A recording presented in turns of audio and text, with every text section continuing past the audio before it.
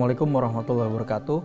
Sobat Antara dimanapun berada, salah satu hal yang sebaiknya dihindari atau dianjurkan supaya tidak dilakukan adalah melakukan sesuatu yang berkenaan dengan hal yang mendekati hal yang membatalkan puasa secara berlebihan.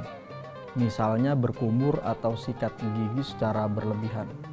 Kenapa demikian? Karena itu kan bisa kita lakukan atau pilihan kita untuk melakukan itu kalau kita lakukan secara berlebihan itu dikhawatirkan ada zat yang masuk ketika kita berkumur atau kita melakukan sikat gigi. Gitu.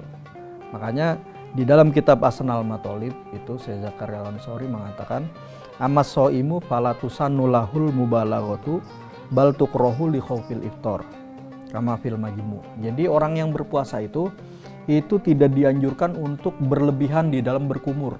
Kita kan ketika berwudu itu tetap dianjurkan untuk berkumur, tapi berkumur ketika kita berpuasa di siang hari dengan berwudu berkumur di saat malam hari seperti maghrib atau isya misalnya, itu tentu berbeda. Itu jangan seperti orang berkumur pada malam hari atau pada saat kita tidak berpuasa.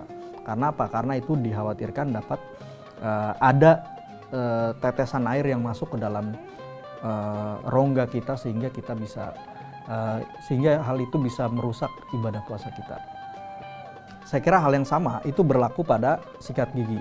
Sikat gigi kalau tidak dilaksanakan secara berlebihan, karena kalau sikat gigi berlebihan itu efeknya macam-macam. Kalau kita bisa ada misalnya ke bawah pasta gigi yang sudah berbentuk buih-buih itu bisa masuk ke dalam rongga kita, atau misalnya rontokan daripada sikat gigi itu sendiri yang sangat halus itu ke bawah masuk, itu yang kita khawatirkan.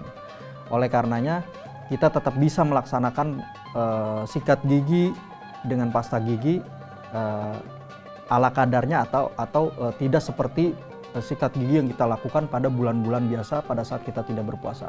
Kenapa demikian? Hal ini dikhawatirkan ada zat-zat yang ikut masuk ke dalam rongga kita atau perut kita yang dapat membatalkan puasa. Adapun sikat gigi sendiri itu tidak membatalkan puasa, karena aktivitas sikat gigi itu kan bukan memasukkan pada dasarnya, bukan memasukkan zat tertentu ke dalam perut kita, itu tidak ada. Nggak ada orang yang sikat gigi terus sikatnya hilang masuk ke dalam perutnya gitu, nggak ada. Nah, sehingga kita tentu saja kita beraktivitas, kita berangkat sekolah, berangkat ke kampus, berangkat ke kantor, berangkat beraktivitas di ruang-ruang publik, tentu kan perlu menjaga kepercayaan diri.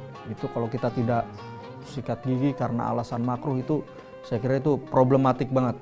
Sehingga tuh terkesan ibadah puasa itu sehingga melarang banyak hal gitu. Padahal kalau kita tahu ketentuan dan kadarnya itu tetap bisa kita lakukan dengan proporsi yang cukup atau yang dibutuhkan. Saya kira itu yang bisa kami sampaikan, kurang lebihnya saya mohon maaf. Wallahul muwaffiq ila aqwamit thoriq. Wassalamualaikum warahmatullahi wabarakatuh.